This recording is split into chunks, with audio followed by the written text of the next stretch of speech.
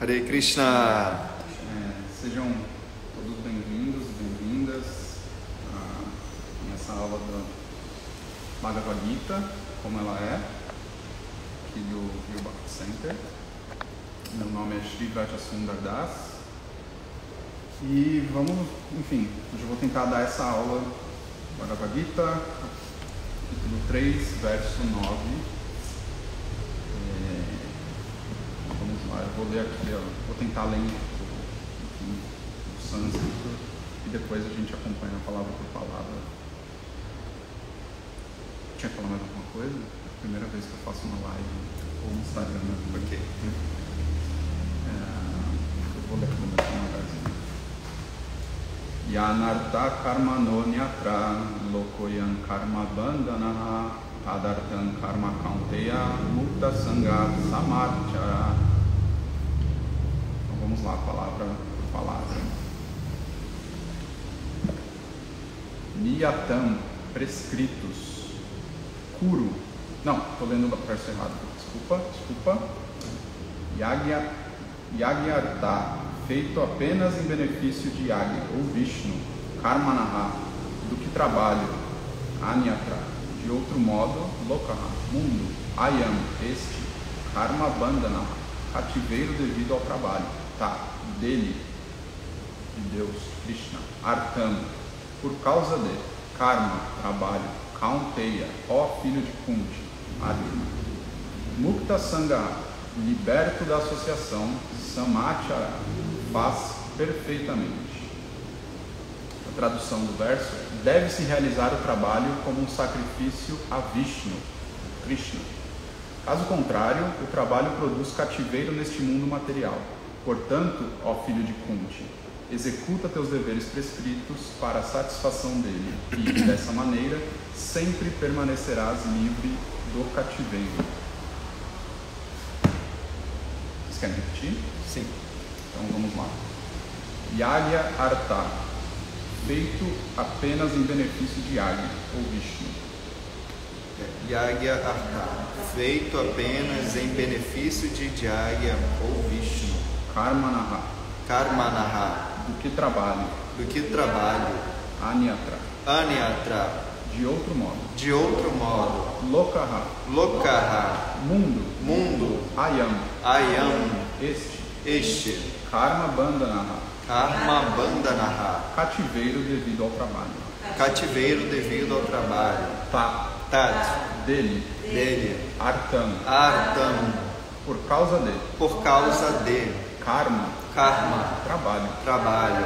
Kaunteya, Kaunteya, ó filho de Kunti. ó filho de Kunti. Mukta Sangha, Mukta Sangha, liberto da associação. liberto da associação. Samachara, Samachara, faz perfeitamente. faz perfeitamente. Então, contextualizando aqui onde a gente está, na Bhagavad Gita, né?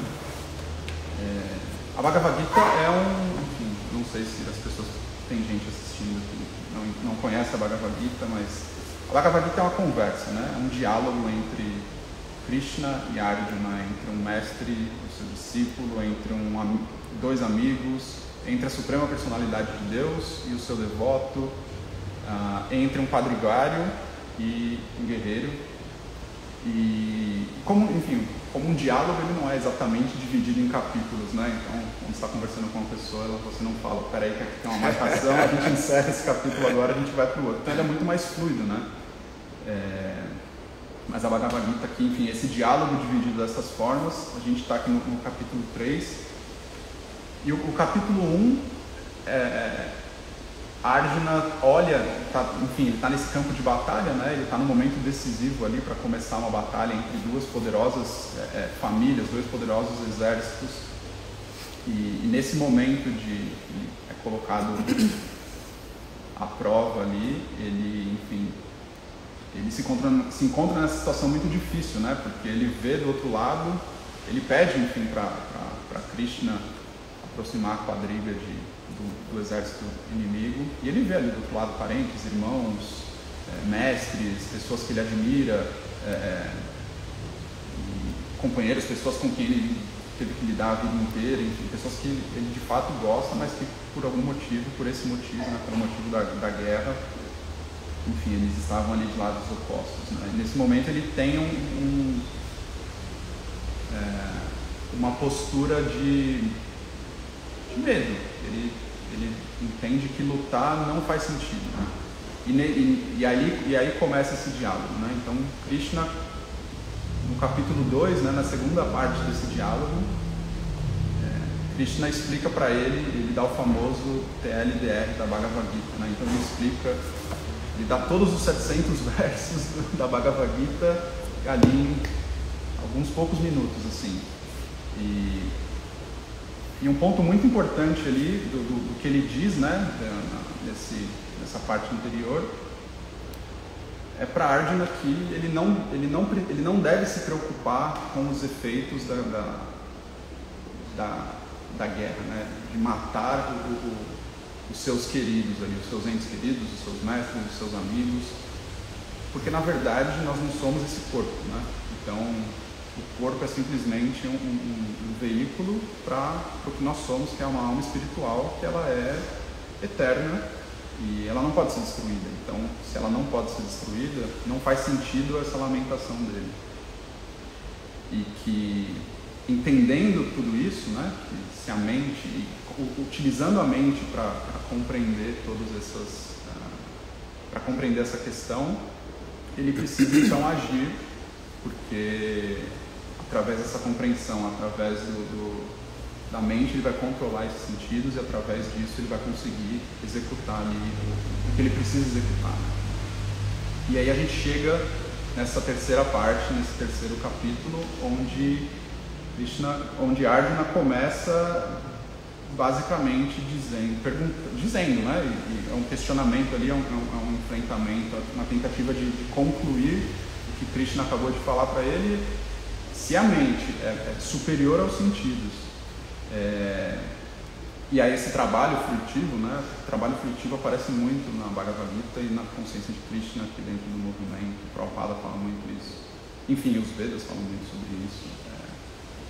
Enfim, se essa mente de fato é tão superior aos sentidos, é tão superior ao resultado, e é com ela que eu posso controlar esses sentidos, por que eu tenho que agir dessa forma? Por que eu tenho que lutar?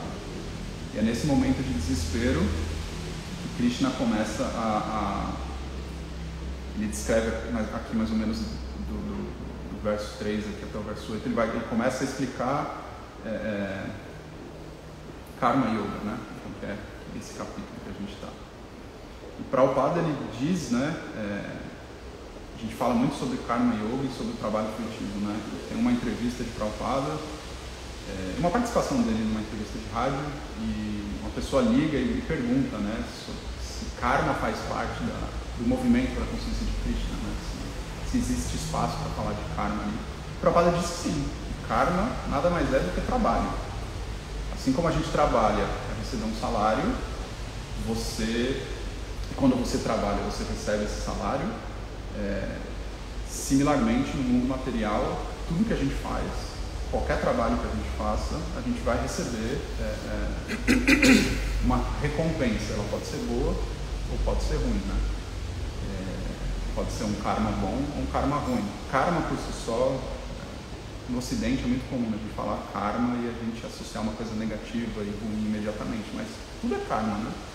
E tudo gera karma. Tudo que a gente faz no mundo material, o Prabhupada explica aqui muito claramente que nesse mundo material que nós estamos, né, nesse corpo material, tudo que a gente faz gera karma.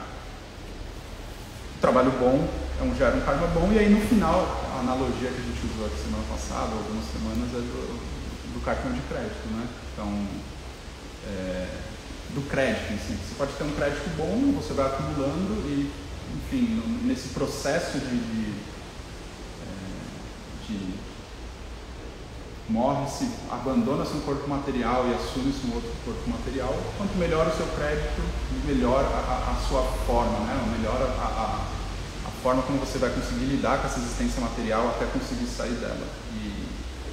E essa forma humana é a melhor forma que a gente poderia ter. Então a gente acumulou um karma bom. Todo mundo que está aqui como nesse corpo humano, de certa forma acumulou um karma muito bom, assim, porque conseguiu pagar, digamos assim, com o saldo do seu karma por uma existência humana, que é a única que vai nos permitir praticar serviço devocional e, enfim,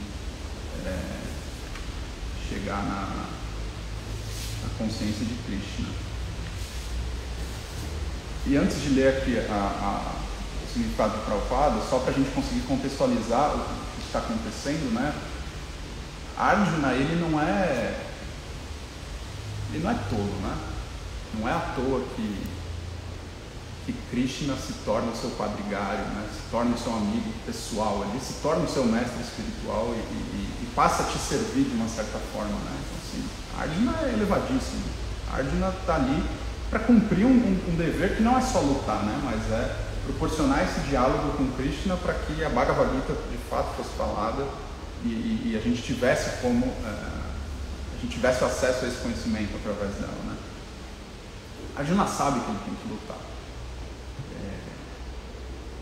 Porém, ele tem o conhecimento dele, ele não precisa necessariamente dessa instrução, né? E por que ele faz essa pergunta especificamente, né? De se a mente é tão superior, por que eu tenho que agir, enfim, dessa forma, lutar essa guerra e não simplesmente não fazer nada, né?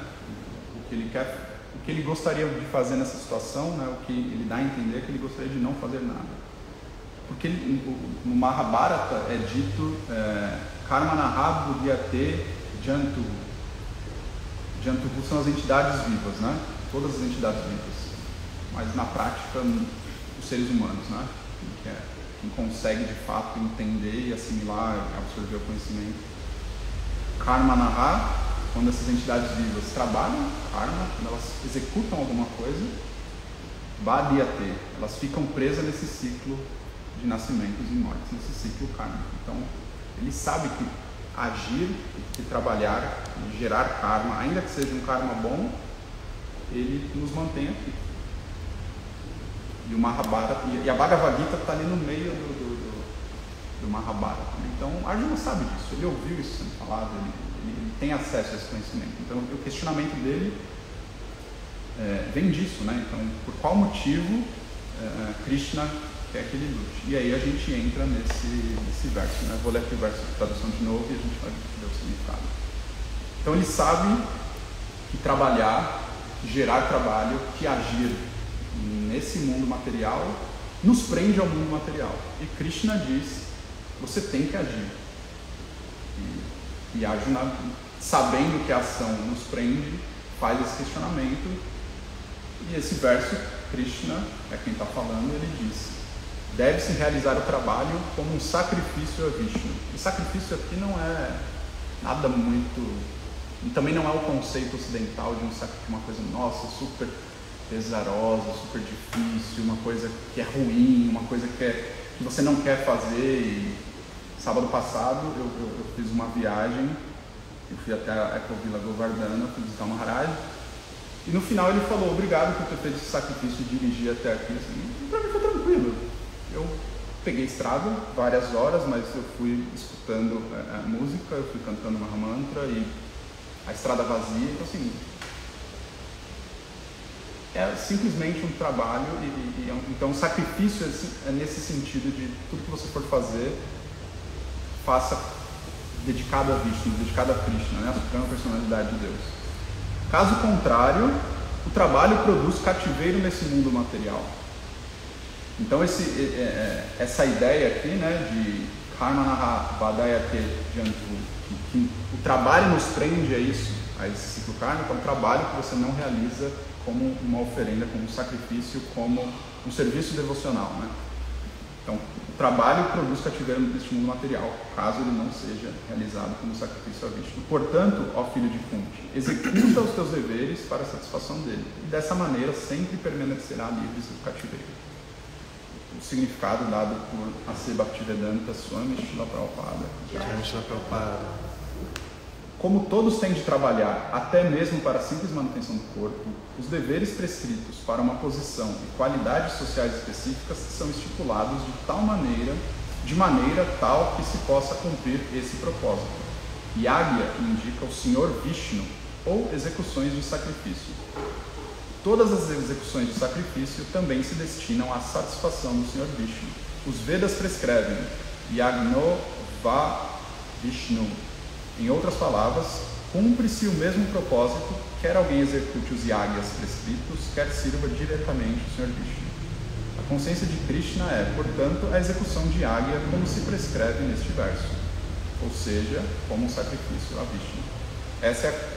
Esse verso aqui é também um resumo do que é a consciência de Krishna, né? Do que é a Bhakti Yoga. É você executar trabalho e oferecer esse trabalho para a Suprema Personalidade de Deus. Essa é a essência da consciência de Krishna.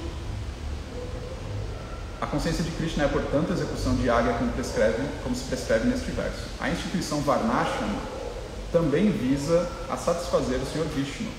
Varnashrama Charavata Purushena Parahapuman Vishnu Aradyate Vishnu Purana. Portanto, deve-se trabalhar para a satisfação de Vishnu. Qualquer outro trabalho feito neste mundo material será causa de cativeiro, pois o trabalho, bom ou mau, tem suas reações, e qualquer reação ata o executante. Por isso, temos que trabalhar em consciência de Krishna para satisfazer Krishna, ou Vishnu. E enquanto executamos essas atividades, estamos na fase liberta. Essa arte de trabalhar é magnífica, e no início este processo requer uma hábil orientação. Deve-se, portanto, agir muito diligentemente sob a qualificada orientação de um devoto do Senhor Krishna, ou sob a instrução do próprio Senhor, sob cuja ordem Arjuna teve a oportunidade de trabalhar. Nada deve ser executado para o gozo dos sentidos, senão que tudo deve ser feito para a satisfação de Krishna.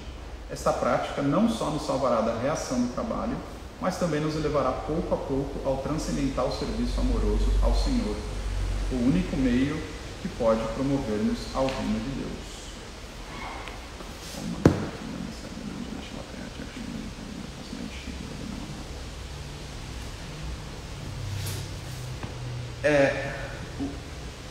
Prabhupada explica aqui, né, ele comenta o que Krishna diz de uma forma muito simples, né? Ele começa a traduzir esse sacrifício a Vishnu, né, que Krishna diz ali, o Yagya, ele traduz isso basicamente para serviço devocional, em consciência de Krishna. Então,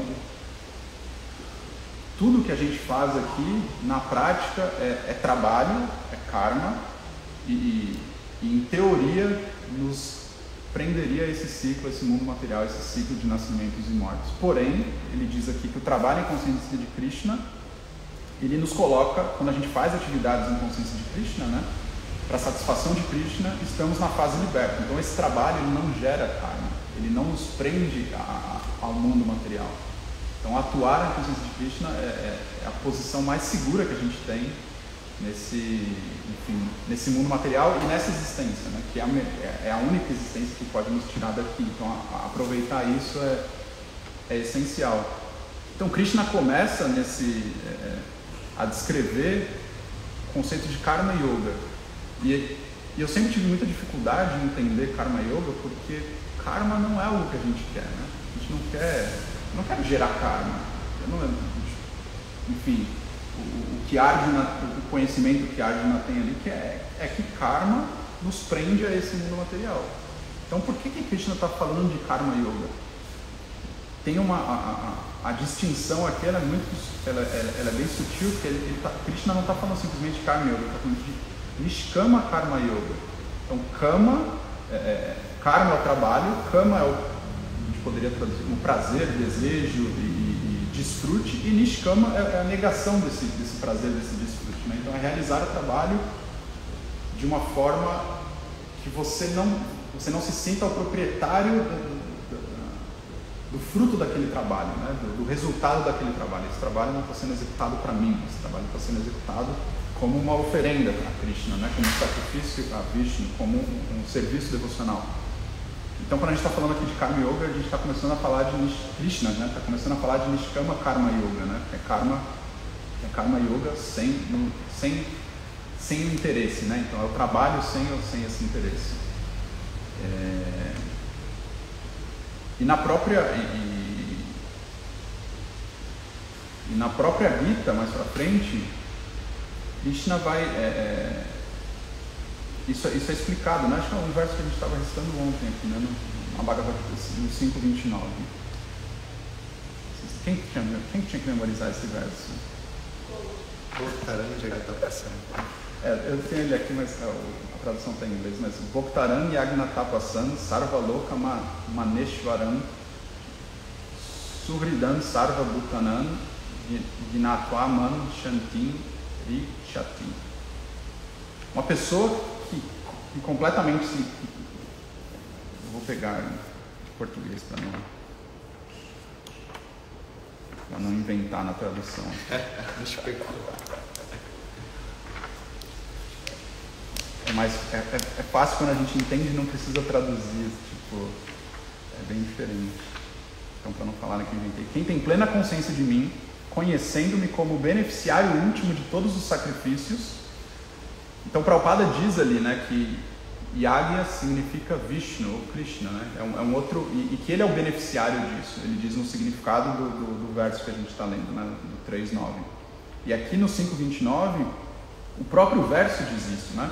Então, quem tem plena consciência de mim, ou seja, consciência de que Krishna é a suprema personalidade de Deus, e conhecendo-me como beneficiário último de todos os sacrifícios, então o entendimento é de que todo o trabalho que a gente faz, né, o benefício último é Krishna, o desfrutador último é Krishna. Ele é o criador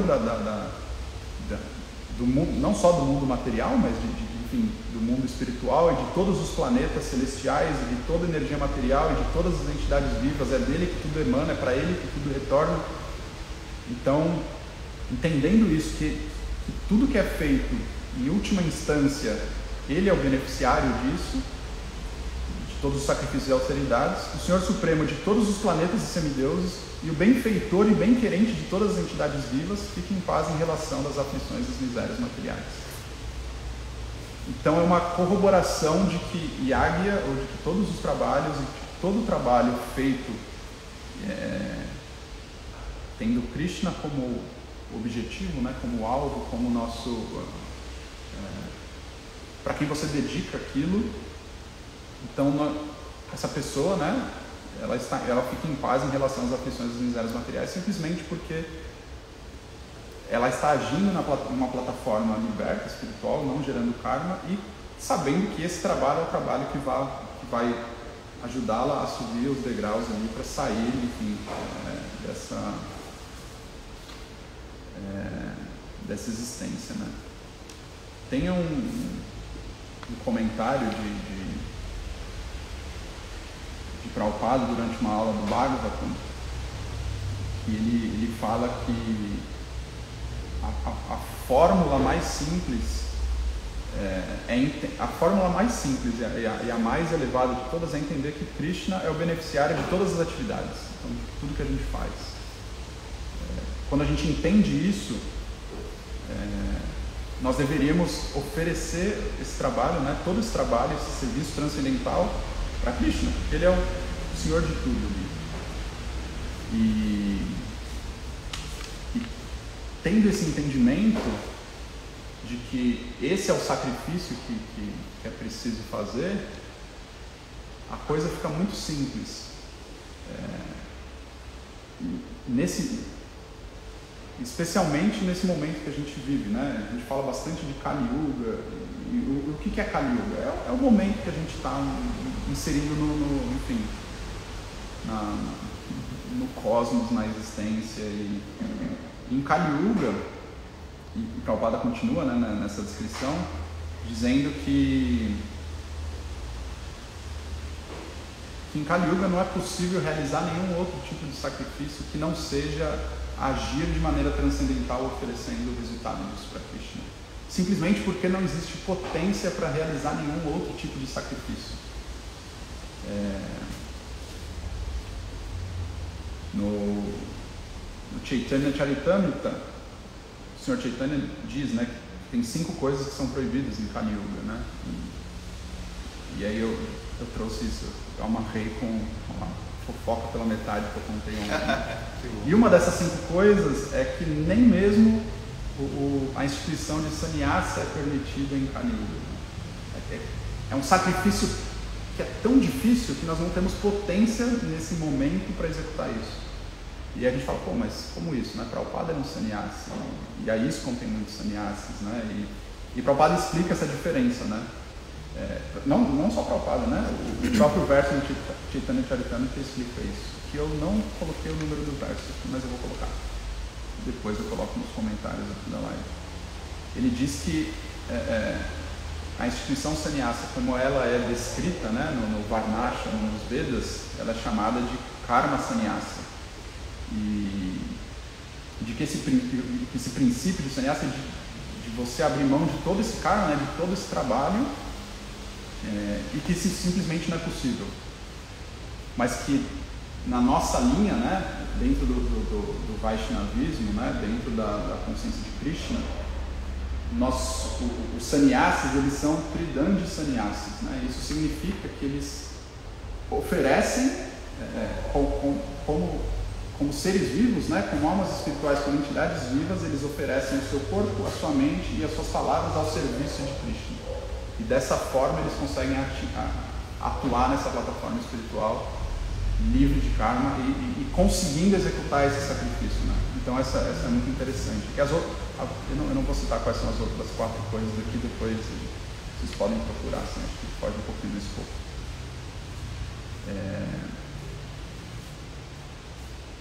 E, enfim, e ontem a gente falou um pouco sobre isso, né, na aula, né? Eu inclusive questionei, falei, pô, mas como que a gente executa esse trabalho, né? Qual é o meu dever prescrito, que eu devo executá-lo em consciência de Krishna, né? Porque para Arjuna estava relativamente fácil ali, né? Uma situação difícil, mas qual era o trabalho? Estava muito fácil. Você tem que lutar e é isso. Você está nessa posição, né? Você é um kshatriya, você tem que lutar, você é um grande guerreiro, né? E você não pode se acovardar. Então para ele era muito fácil. E para a gente, que tipo de sacrifício, que tipo de trabalho, que tipo de serviço devocional eu posso fazer? E ainda na Bhagavad Gita, né? No capítulo 9, no verso 26, eu não vou ler o sânscrito aqui, mas Krishna, ele é muito misericordioso, ele cita coisas muito simples que a gente pode fazer, né? Então ele diz, se você me oferecer com amor e devoção uma folha, uma flor, uma fruta ou água, eu vou aceitar. Então, a gente fala, pô, o sacrifício não é tão difícil assim, né? Eu posso oferecer água a Krishna, enfim, para a forma de Krishna no altar, como uma deidade. Eu posso oferecer uma mecha para Damodara, Krishna na sua forma de Damodara, manifestada enquanto uma deidade. Eu posso oferecer água para Krishna na forma de Paramatma, como super-alma que está dentro da gente. Eu posso oferecer uma flor no templo. Eu não preciso ser um Brahmana, um pujari para oferecer uma flor para Krishna. Você pode vir ao templo e trazer uma fruta e o fato de você trazer essa fruta e você pode entregá-la para alguém, você pode colocá-la enfim, em frente ao altar, isso é simples. Esse é o processo de sacrifício que a gente está falando, né? Não é tão difícil. E se ainda assim for muito difícil, ainda no Chaitanya Charitamrita 17:21, qual é? Esse é clássico. O Sr. Chaitanya está num momento de muito êxtase, né? Ele tá na verdade brincando ali, ele sobe, eu não lembro nos ombros de quem ele sobe, e ele começa a lembrar dos passatempos de Krishna na sua forma de javali, né? Então ele começa a gritar a palavra javali, né? E nem é o nome de Krishna como javali, ele começa a gritar simplesmente a palavra javali, né? E ele entra nesse êxtase e aí ele explica que esse verso, né? Harer Nama, Harer Nameva Kevalam, Kalo Nastyeva, Gatir Anyata. Nessa era de Kali, não existe outra maneira para a autorrealização, né? Para nós nos liberarmos dessa existência material, né? Para a gente retornar à nossa forma original como almas espirituais, né? Não existe outra maneira, além de cantar os santos nomes, cantar os santos nomes, cantar os santos nomes do Senhor Hari. Então um sacrifício ele pode ser tão simples quanto oferecer uma folha, não é nem uma flor. Você pode oferecer uma flor, mas Krishna fala, se você me oferecer uma folha com amor e devoção, eu vou aceitar. E se ainda assim estiver muito difícil para a gente, o Senhor Chaitanya já deu o caminho aqui. O sacrifício para essa era de Kali, não existe outra forma mais segura do que cantar os nomes do Senhor Hari. Então, assim, esse é o sacrifício, né? Então, quando a gente volta para o verso ali, né? Deixa eu voltar aqui. E Krishna diz: deve-se realizar trabalho como um sacrifício a Vishnu. Caso contrário, o trabalho produz cativeiro neste mundo material. Portanto, ó filho de Kunti, executa teus deveres prescritos para a satisfação dele, e dessa maneira sempre permanecerás livre do cativeiro. Então esse sacrifício não precisa ser um sacrifício tão elevado e tão difícil quanto Arjuna, que precisava lutar contra milhares e milhões de pessoas ali.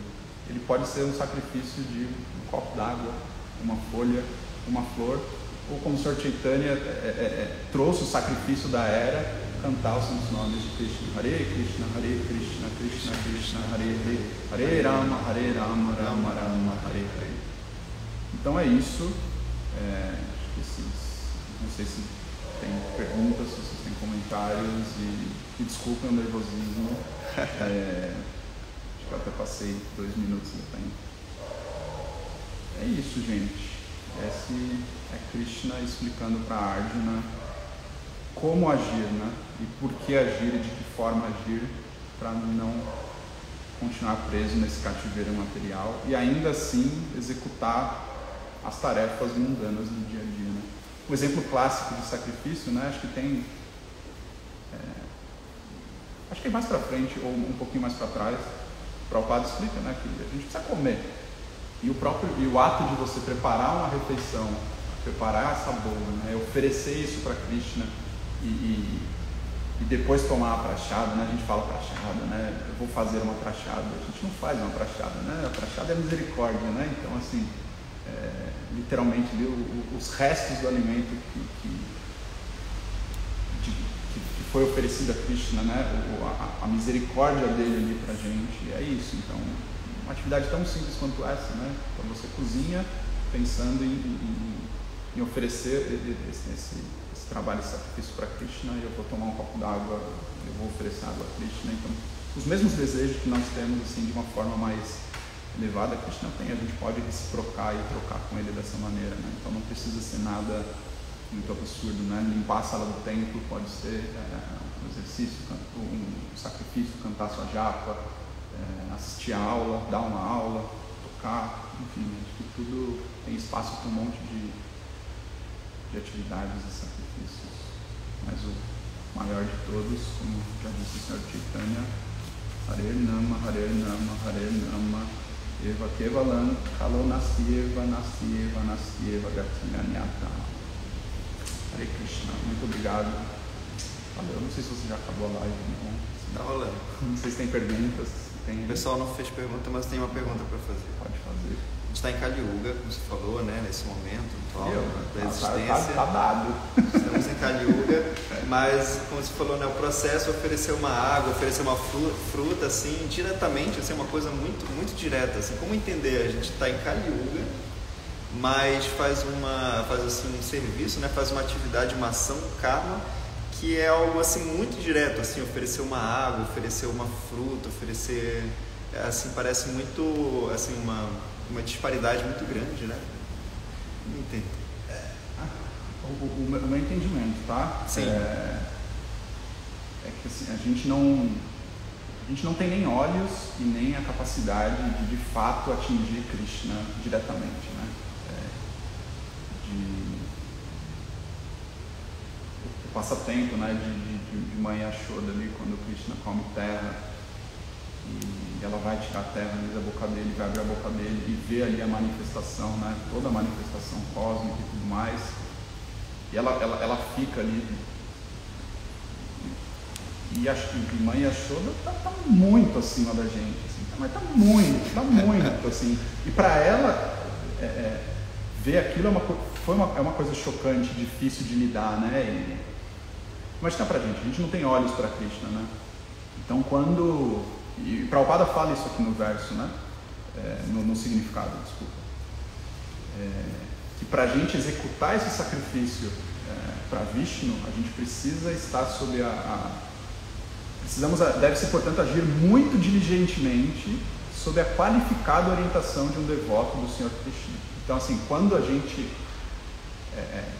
o nosso contato com Krishna, o nosso contato com a Deidade, o nosso contato com a Bhagavad Gita, o nosso contato com tudo isso é através do nosso espiritual, do nosso Parama Guru, Srila Prabhupada, e através de Srila Prabhupada da sucessão discipular. Então, quando a gente fala de oferecer esse trabalho a Krishna, oferecer o resultado, então, a nossa forma de atingir isso, né, de conseguir fazer com que essa nossa oferenda, especialmente em Kali Yuga, né, chegue a Krishna, chegue a essa plataforma liberta, é através da misericórdia do Mestre Espiritual. Então, se a gente não se associar aos devotos, especialmente buscar a guia, a tutela de um Mestre Espiritual, dificilmente, a gente pode tentar, acho que é válido tentar, mas vai ser muito mais difícil, assim, porque seria como a gente gritar, a gente não consegue gritar daqui e a pessoa escutar 1 quilômetro para frente. Imagina a gente gritar daqui e Krishna escutar do mundo espiritual. Então, assim, quando a nossa oferenda feita do nosso Guru, e ela vai passando, né, no famoso Parampara, né, ela vai passando do nosso Guru para o Guru do nosso Guru, até chegar em Krishna. E é assim que funciona, né?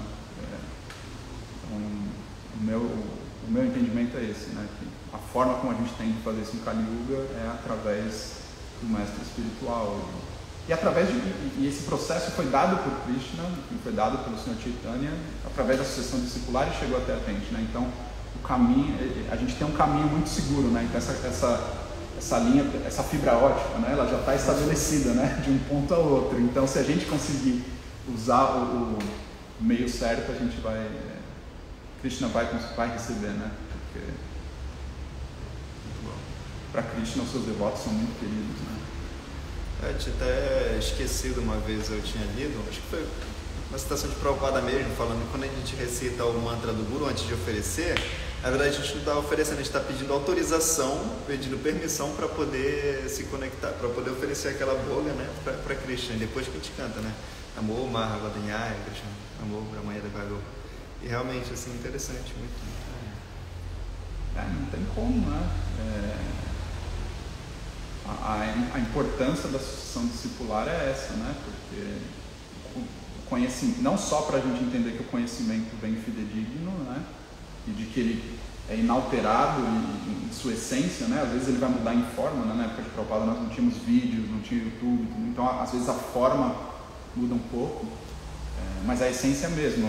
Mas do mesmo jeito que essa sucessão discipular vale para essa essência, ela vale para nos conectar a Krishna, né? Porque Prabhupada fala, né? De um mestre espiritual fidedigno, né? Um mestre, como a gente sabe que ele é fidedigno, que ele é qualificado, que ele é entendendo que ele tem essa conexão direta, e essa conexão direta vem através desse processo, né? Dessa ligação de mestre para discípulo. Isso aqui no começo da Gita a gente tem, né? Na introdução. A sucessão discipular, né? E a gente consegue chegar até... É no final da introdução, bem antes do... Aqui. Então a gente consegue ver aqui, né? Então, quem tiver a Bhagavad Gita em casa, né? Logo antes do primeiro capítulo, tem a descrição da sucessão discipular com os nomes, né? E o primeiro nome é Krishna. De Krishna vem o Sr. Brahma, Narada, Vyasa, e aí chega, na nossa linha, chega em Prabhupada, e de Prabhupada chega para os seus discípulos, né? Foi muito interessante que essa visita que eu fiz para Maharaj Niramuka no final de semana, ele falou: a casa é de Prabhupada, e os mestres espirituais, os sannyasis, os gurus da ISKCON são porteiros na casa de Prabhupada, né? Então, assim, a gente ajuda as pessoas a entrarem na casa dele, no que ele construiu, na instrução que ele deu, no abrigo dele. E aí, se a gente for traçando o caminho de volta de Prabhupada, dos nossos mestres até Prabhupada, a gente chega até Krishna. E a nossa flor, a nossa água, a nossa folha vai chegar até ele também. Boa. Mas, obrigado, gente. Hare Krishna. Todas as glórias. Sejam Shila Prabhupada. Jai Shila Prabhupada.